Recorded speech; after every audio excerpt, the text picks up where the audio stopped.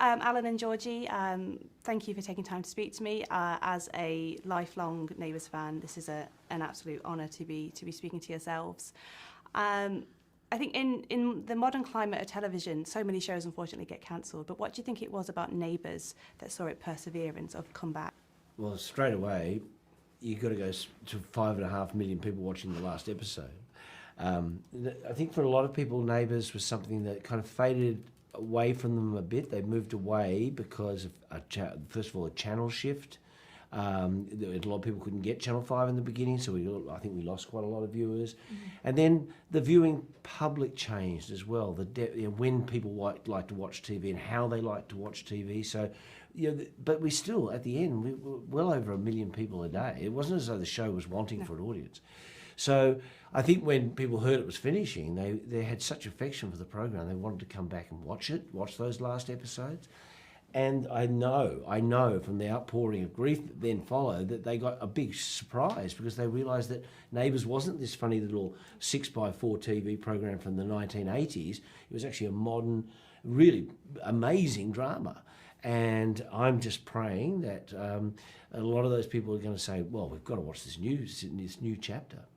When we return, the Kennedy house is, as ever, full of lodgers, and there's a Kennedy child back. How is it? How's Carl dealing with having Holly under his roof full time for I think the first time ever?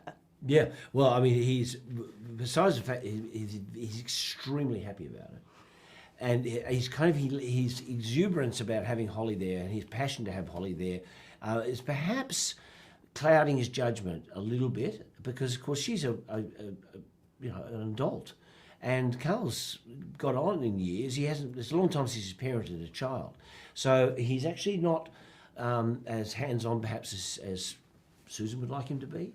So there's a bit of that going on, and Holly, of course, sees her dad as a sweet man who she loves, but she's got him wrapped around the finger a little bit. So there's a lot of fun to be had. It's a great dynamic.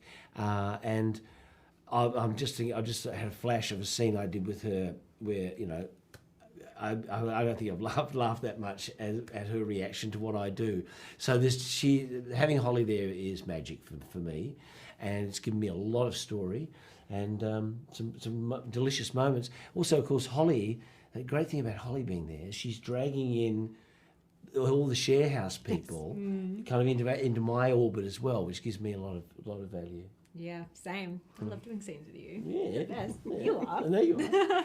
And I say over the years, the Kennedys have had this revolving door of people. Do you have any particular favourites? Obviously, I know McKenzie was there for a while, but do you have any particular favourites looking back over the years? Well, I mean, of course, Donna Friedman, Margot Robbie stayed at the Kennedy house for a while, which was amazing because she's amazing, and as did Ringo, of course. We had wonderful Ringo there.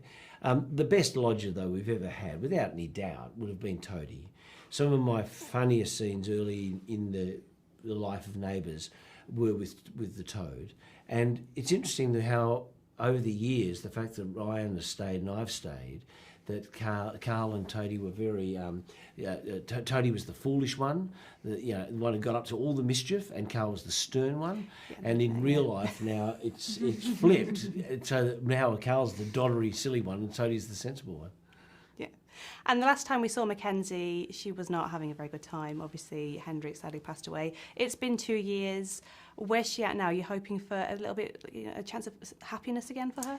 Absolutely. As you say, it's been 2 years, and at this point now, McKenzie is getting to the point where she's ready to start seeing other people and to start moving forward. So she's definitely in a better place. There's still a bit of doubt there about whether she is ready to move on, and a bit of fear. And I think what she learns over time is that grief isn't a linear process. It pulls you back into it, and you might not be as together as you think you are, but she's definitely on the whole a lot happier than when we last saw her, which is really great.